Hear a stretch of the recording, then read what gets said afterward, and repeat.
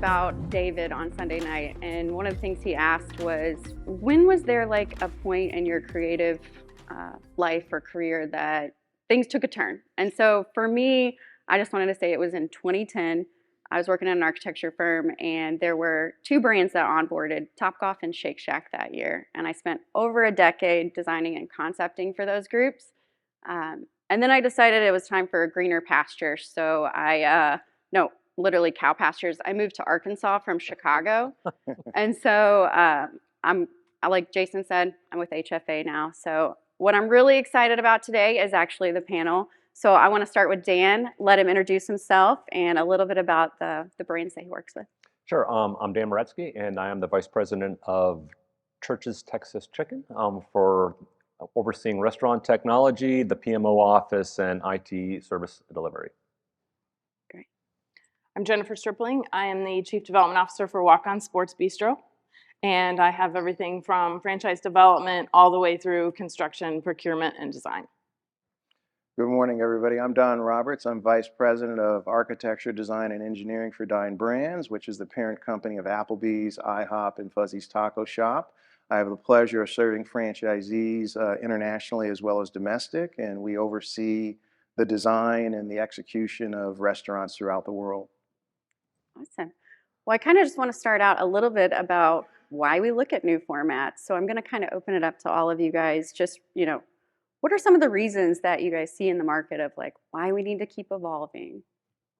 Sure. I guess I'll take the first one. Now, I'm going to come from a different perspective, more from the technology side. And Church's right now has rolled out a new restaurant concept of the size, and they call it the Blaze, and they've rolled out about 100 of them right now. And as you can see in the picture right in front of you. And with this, our goal is to truly, for almost any restaurants, we have to understand our customer. One of the biggest three things we talk about are sales, customer intake, and then operational efficiency. And so from a technology standpoint, not just are we looking at how the restaurant looks, but how does it function internally? Because as everyone knows, restaurants have hundreds of issues daily, whether it's a customer issue, a technology issue, a cooking issue, someone doesn't show up for work. And so the one thing we want to do is release stress as much as possible and make it easier for our customers. So we have a lot of different ways of doing that. One that you might see on right now is that we're right after this meeting, actually, I'm flying to Memphis where we're going to start our new pilot for AI in our drive-thru. And you're going to see a little clip here where instead of having somebody who's taking the order, we're going to have a robot taking the order for the person with the goal of increasing speed of the restaurant by 30 seconds in the drive-thru. Which 12-piece would you like? Let's go with spicy dark meat. And can you make that a combo and add gravy? And can I get a small Coke? Actually, make that an orange Fanta. What sides do you have? Select from the list. Let's do fried okra, spicy rice, green beans. Good choices. Okay, so one of our goals is to understand our customer base. And so how we're doing this is with AI, but eventually not just AI for just a normal order taking, but we're also putting digital menu boards inside of the restaurant where as you walk up to it, it'll understand who you are and then present some type of image to you about what they think you might like to order, whether it be to help you upsell or to help you understand like you like always a Fanta drink with your meal, and when you order chicken, this time you didn't order Fanta drink, and maybe it'll present that to you as an opportunity as well. Wow, that's great. We're quite excited. Cool. So yeah, Jennifer. Sure. I mean, I'm so excited because Brandon didn't steal your thunder yesterday. No, that's all right. He's the founder. He invented the thunder at that point. So for casual dining, our focus on technology would be for our team members. How does it benefit their work environment? And then it carries out to the guests. How does it affect their experience in the restaurant, their quality that they're getting in that meal, and just the overall, for us, game day experience. So technology is, one of the pillars for focus of us. Absolutely, and that would be the same with us as well. We basically are full service for Applebee's as well as IHOP, and so our POS strategy has to be very consistent. And then as we're looking at innovation and we're looking at ideas like being able to bring both brands together under one roof, the technology obviously has to be really, really dialed in to be able to take two different tickets from two different menus. And The other thing is that when you think about what COVID did to a lot of our concepts, it more or less accelerated a lot of things that we were already thinking about. So you think about Applebee's. Applebee's has always had car side to go. So there's always been that channel to be able to access that food without sitting in the restaurant. But COVID actually prompted us to really accelerate and really refine that off-premise experience. And then with IHOP, it even prompted us to sort of figure out, IHOP, instead of, third-party delivery coming in through the same door that guests who are dining with us come in, how can we optimize and make sure that we format the overall restaurant in a way that makes it much easier for our operators to deliver food to people that are dining in with us, but then also how can we format a to-go module that enables more of a frictionless transaction for guests that are basically, dining with us off-premise or third-party delivery drivers. So that's a constant thing that we're looking at to innovate and to make sure that we're doing the best that we can to make it easy for our operators. That's great.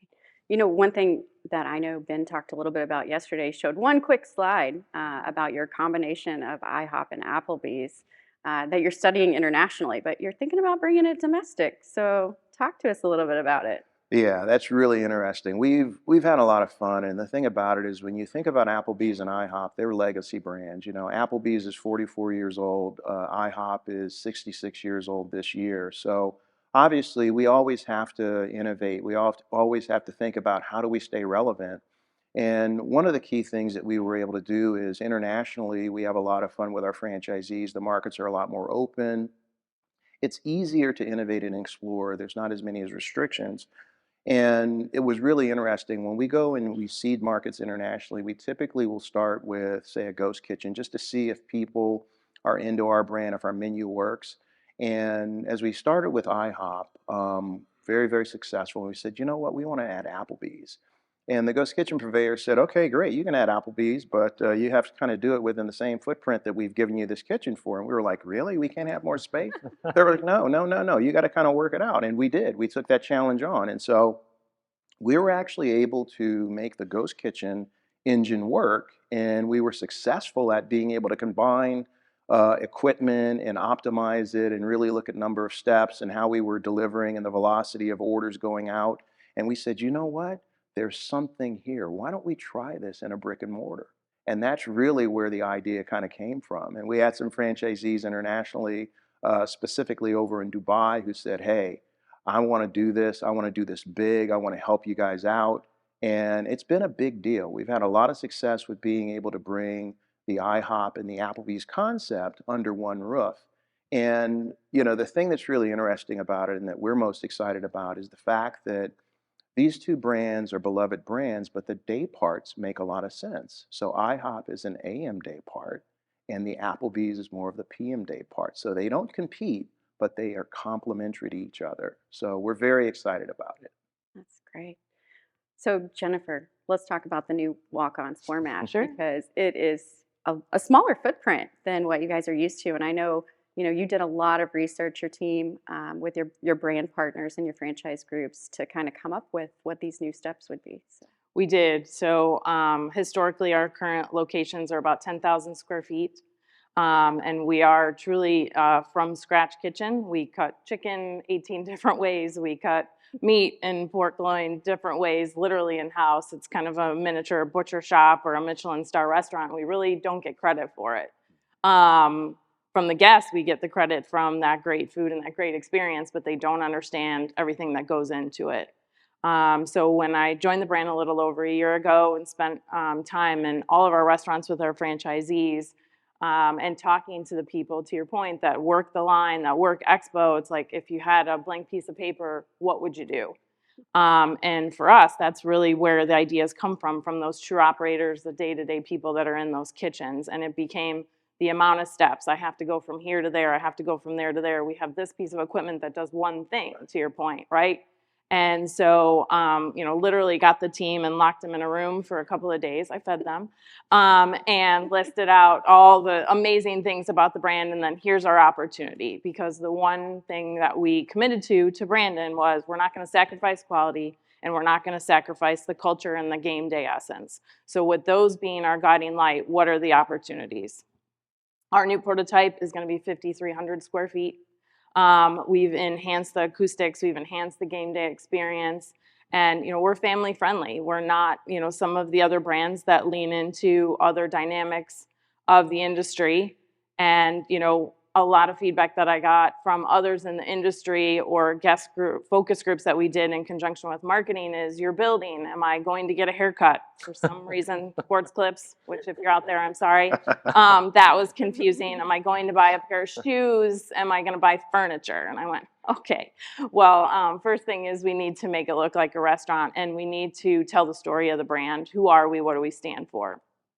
And so the result, in partnership with Chipman Design Architects out of Chicago, is this. So it embodies sports and what we stand for. You have the basketballs on the back wall, and we're looking at doing color studies there. How does it pull the logo forward and basketball? But then when you walk in, the feeling that we wanted when we started to collaborate with them is that feeling when you're a little kid, or an adult for that matter, and you get that ticket and you're going to your first game, and you walk through the tunnel and you see the hockey rink or the football field or the basketball court for the first time.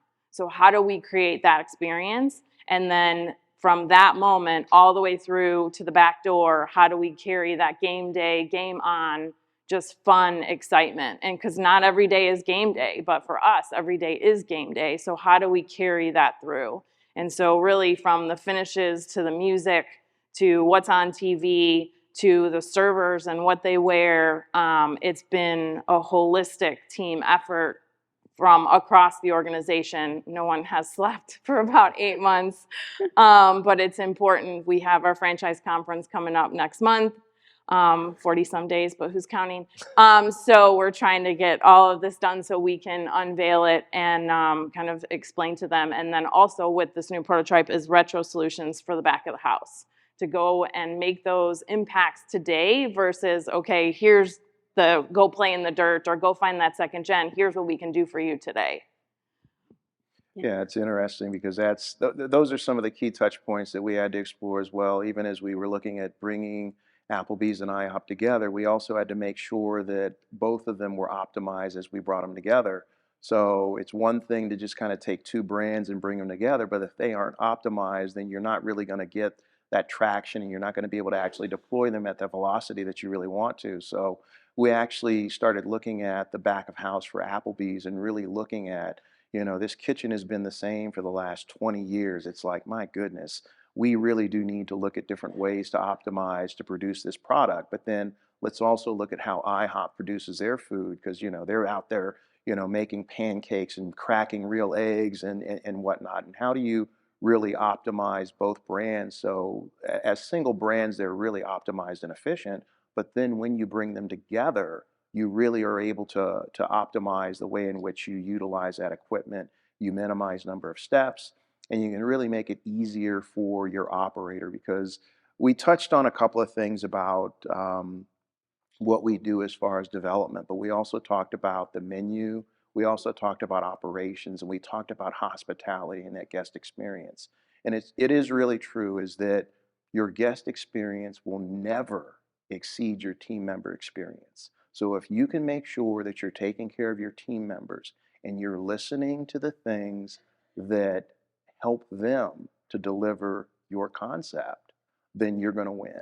You're going to win. You stack that up, and that's how you win. And I can add, with churches, of course, we're all a lot different, right? Our demographics and our customers are different than, say, walk-ons and Applebee's.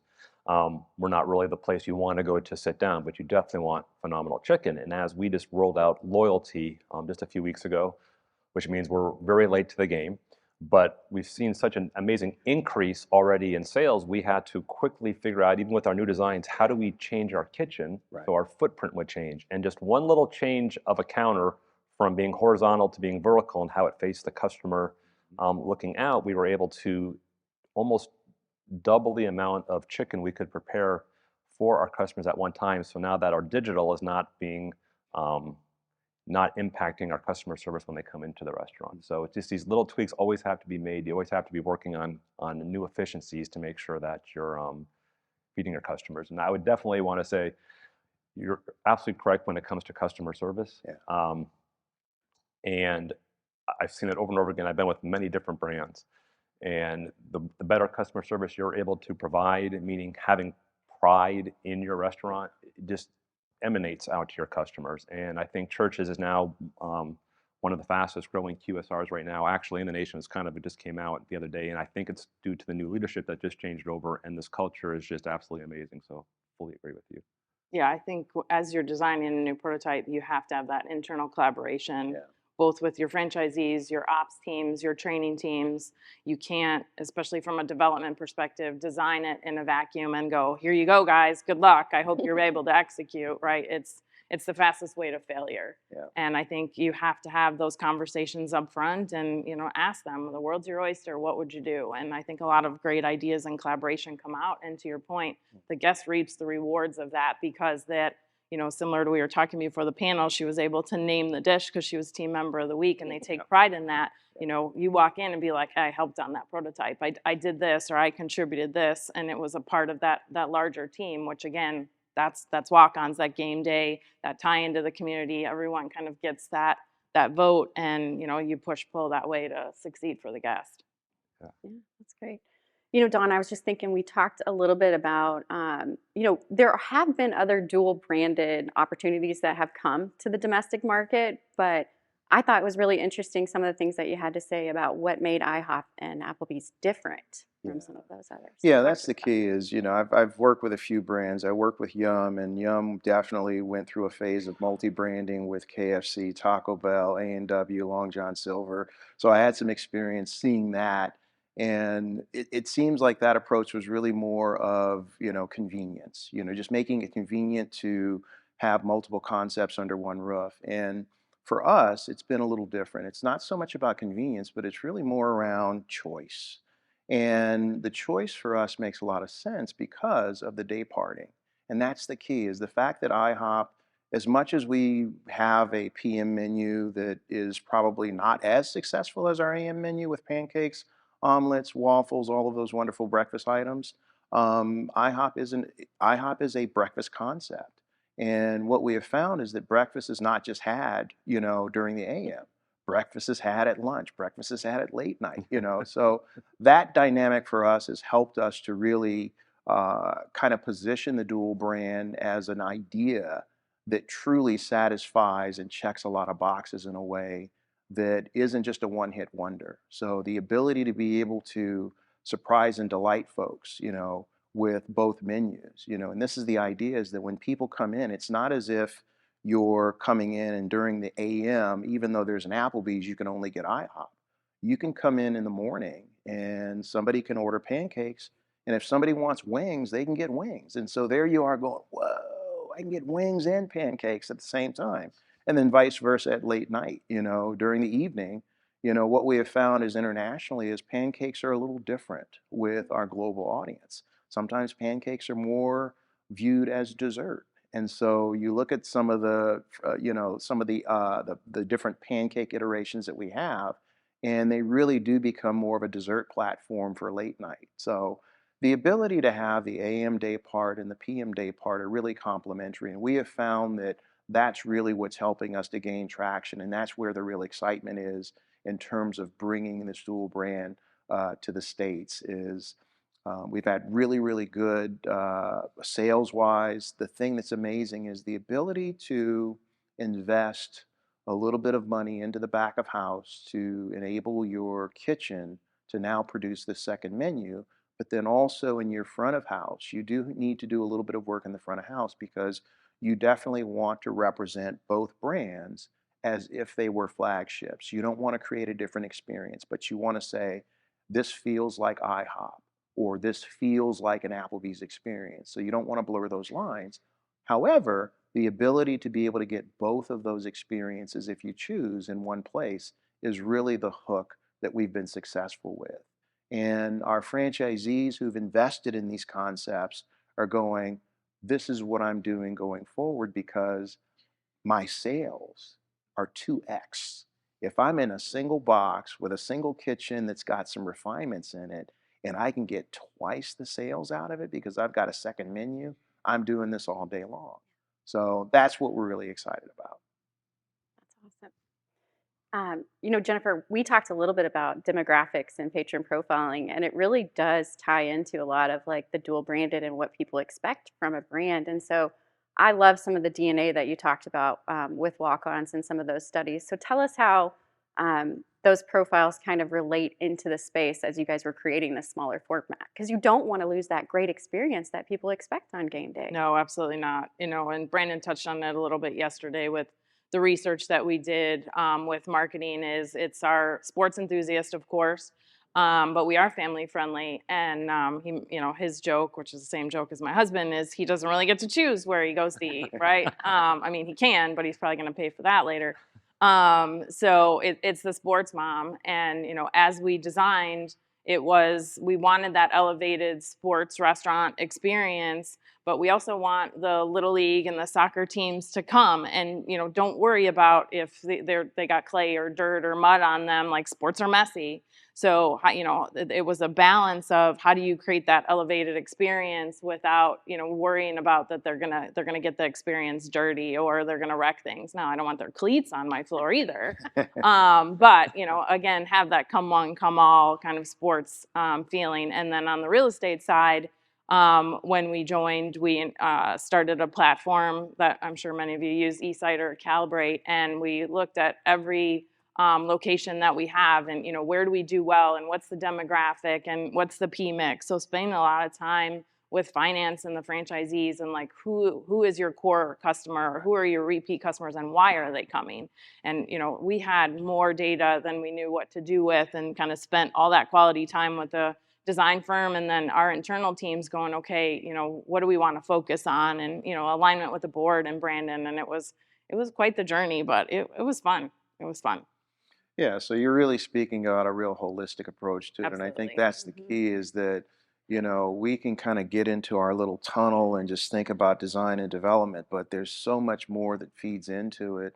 And when you have that more holistic approach and you bring everybody along and you really do start to gather that data, what I have found is that, now that we have an industrial engineer on our team, now when I'm having conversations with culinary or with ops, I realize that culinary, they are masters, they are artists, they are, they want to create these amazing menu products that people love, which is what they should do. And then our operators are really trying to figure out how to scale that. How can I do that in 3,400 restaurants? Well, guess what? Our industrial engineer is now helping and complementing that conversation with, I understand what culinary wants to do. I understand how operations wants to roll it out to all of these restaurants. Here are some other considerations that we should have for the overall life cycle of how we create this restaurant, how our operators are operating it, and how we can sort of sustain that quality. And then from a P&L perspective, food waste, what makes sense, where do you store stuff, how do you bring things in? There's so many things that we have to take into consideration as we develop a restaurant. And so it's critically important that we make sure that we're asking those questions. And what's really interesting is you get into certain conversations where it may not be your expertise, but you raise your hand and you start asking questions about it, and people are like going, wow, okay, yeah, we didn't think about that. That's a good idea. So that's when you know that you're collaborating and you're really bringing all of the ideas to the table. So you're uncovering all of the stones and trying to answer all of the questions to get to the best answers. Yeah. I think you have to, right? Sorry. No, it's okay. No one's coming to the restaurant for the design. Like, I hate to Exactly. you guys, no one told you. No one's coming for the design, right? They're coming for the food. They're coming for the service, and then the ambiance is part of that. But you have to have those collaborations and give the team the opportunity and the best tools to be able to execute that food to the highest level and have that amazing hospitality. And then, there's the design. But Yeah, and then I'm going to add a little technology twist. So one of the things I've seen now, and this is now, of course, more in QSR than, say, full service, is sometimes a lot of people don't think about the technology while they're doing the build outs. And what I mean by the technology is, where will the printer go?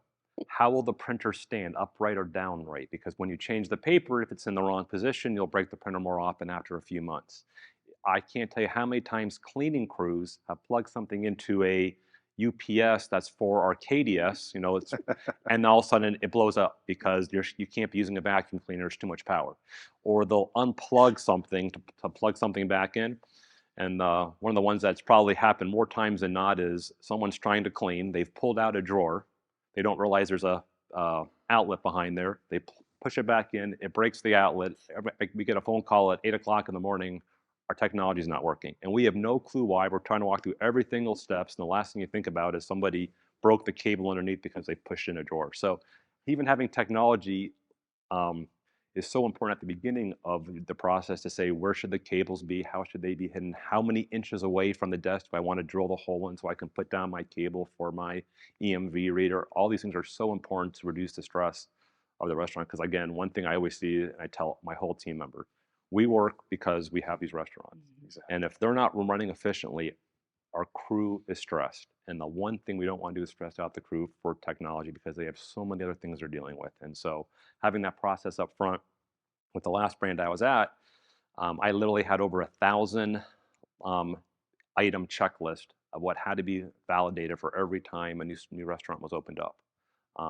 And so it's pretty important, I think, to get technology involved at the beginning as well. Oh, without a doubt. I mean, we went through, when I first got to Dine, this was back in 2016, and we were really sort of refining the kitchen display system. And so we were working through things like, well, how do you actually mount the monitor in a way that ergonomically helps the team member to see it, yet it's not under the hood, so you're compliant to the health department, and was involved in coming up with a system that was replicable. So our hood vendor could sort of provide us with a track element that an arm could attach to, so the monitor could slide under, and then if you needed to clean, you pull it out.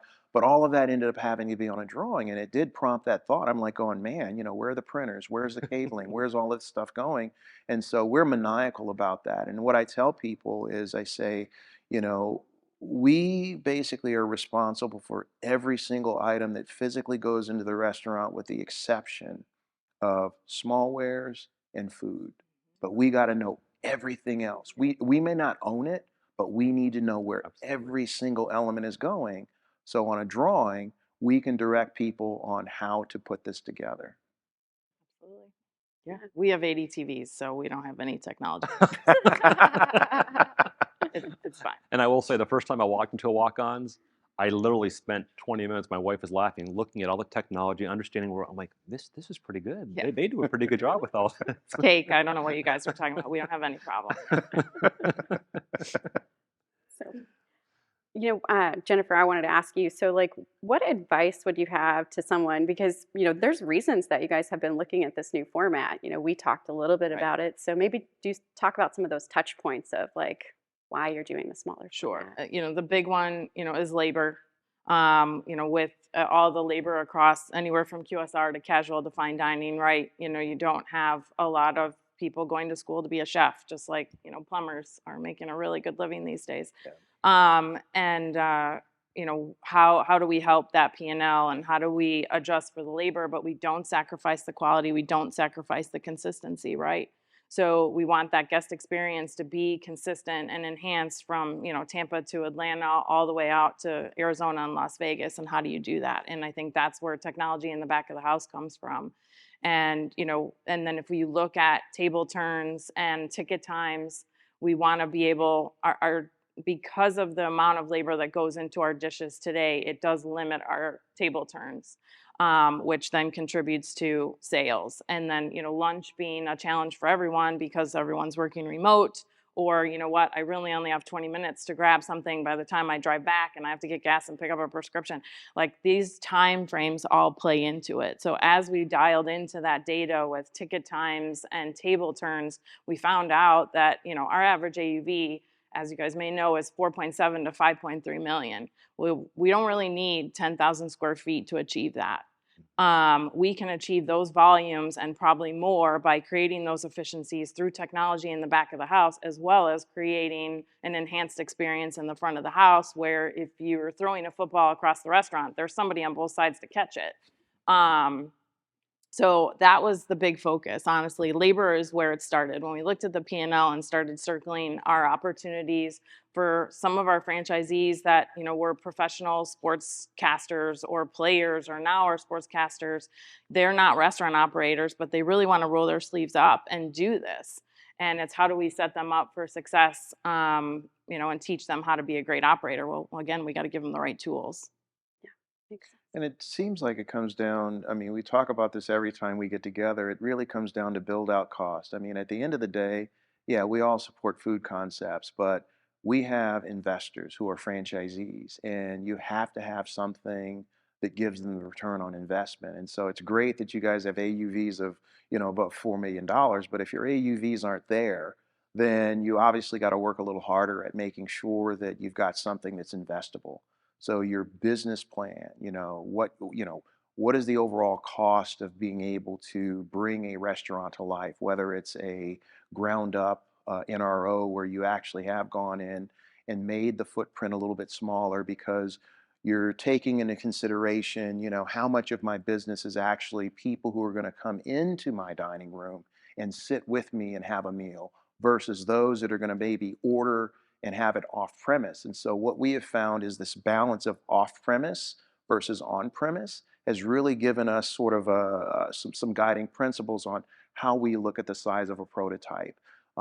Because you have franchisees who say, I need a 6,000 square foot building, and it's like, no, you don't.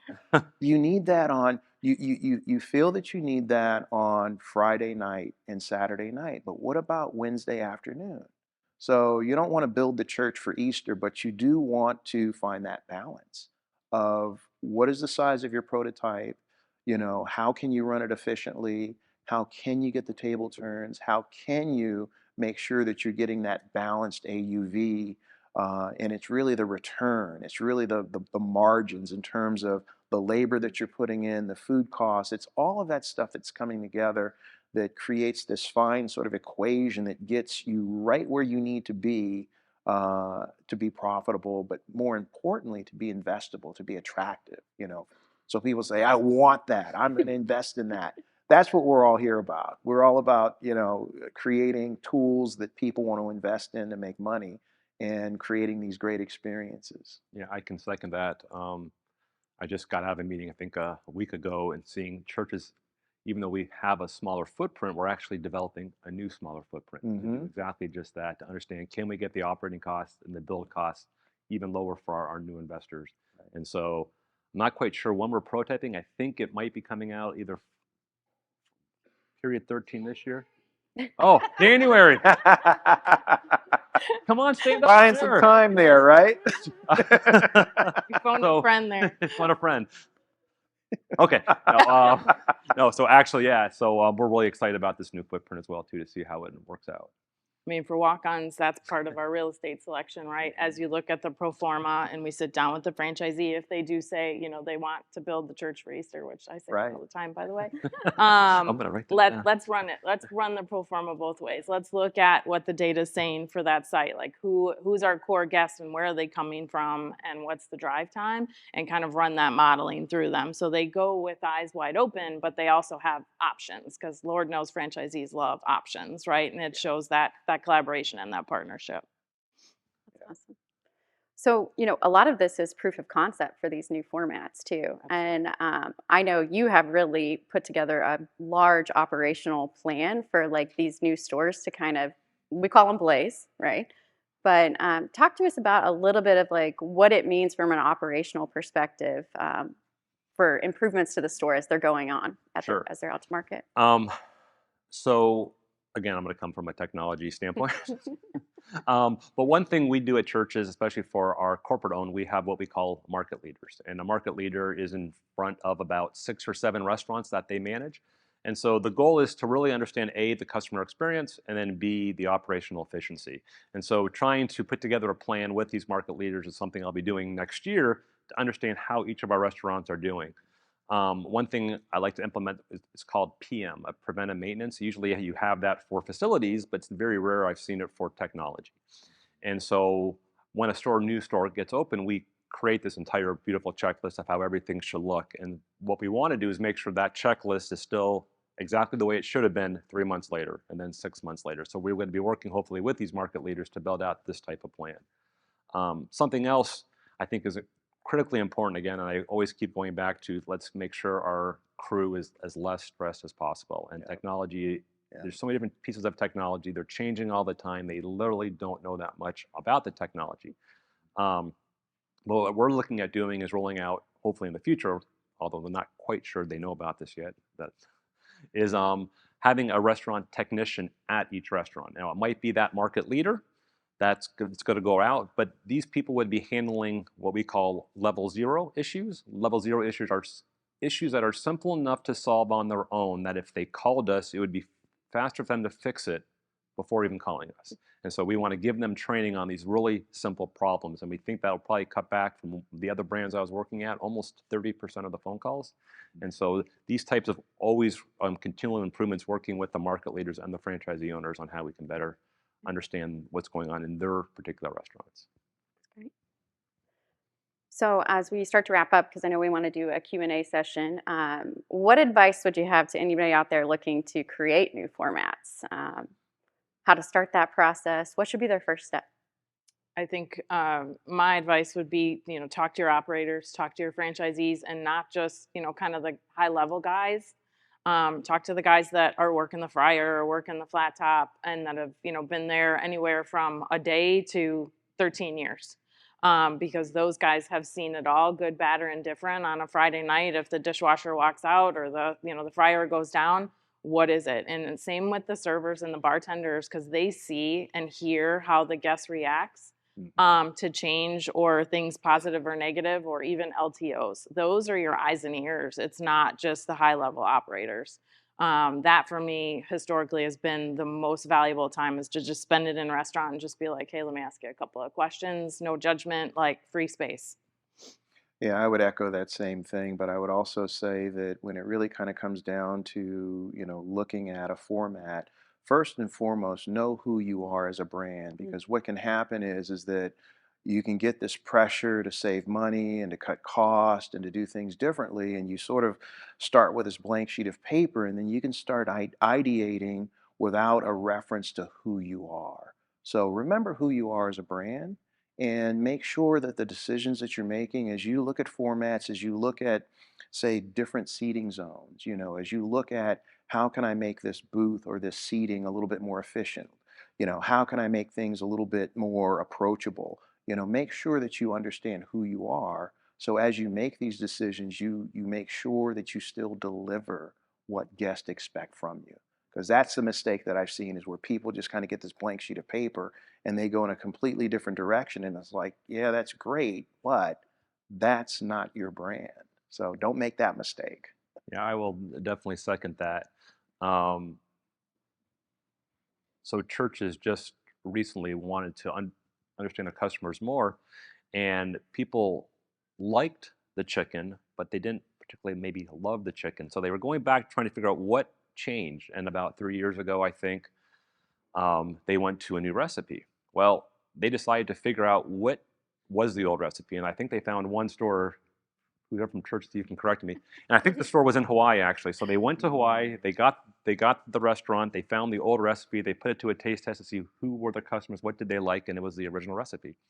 So as of now, I think it just happened last week, every restaurant is now selling our original recipe from 1950s. So if you haven't tried it, I recommend everyone go to Church's. This is my little plug, and try a restaurant. But it's actually for fried chicken, it is absolutely one of the best fried chickens I think I've actually had, and that's not saying it because I work for Church's. It's quite impressive. That's crazy. All right, well, I think I'll let Jason make his way back up here, but we'll open up to Q&A if you guys have any questions for our panelists.